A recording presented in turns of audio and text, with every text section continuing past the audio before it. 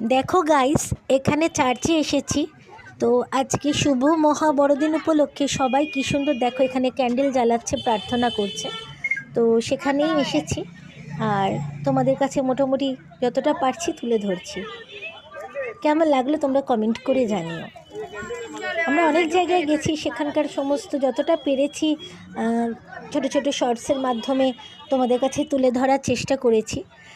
আর দেখলাম চার্চে এসে বাইরে সমস্ত এরকম বেদি করে দেওয়া হয়েছে প্রার্থনা করার জন্য। তো আমরাও সেখানে লাইন দিয়ে আছি, এবং দেখো সবাই কী সুন্দর ডিসিপ্লিন অনুযায়ী তারা কিন্তু এখানে ক্যান্ডেল জ্বালাচ্ছেন এবং সুন্দরভাবে তারা প্রেয়ার করছেন।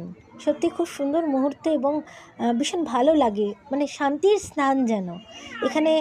মানে যখন আসলে যখন এই প্রেয়ার বলো, ভিতরে যে বাইবেল পাঠ হয় সেগুলো শুনি, ভীষণ ভালো লাগে। আলাদা একটা অনুভূতি, যেটা মানে বলে বোঝানো ঠিক যায় না। মানে যারা না আসে তারা ঠিক বুঝতে পারে না যেখানে কতটা আনন্দ।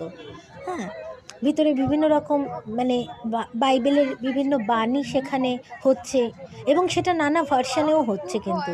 ইংলিশ, আবার কখনো বা মানে তোমার সেটাকে অনুবাদ করছে অন্য ল্যাঙ্গুয়েজে।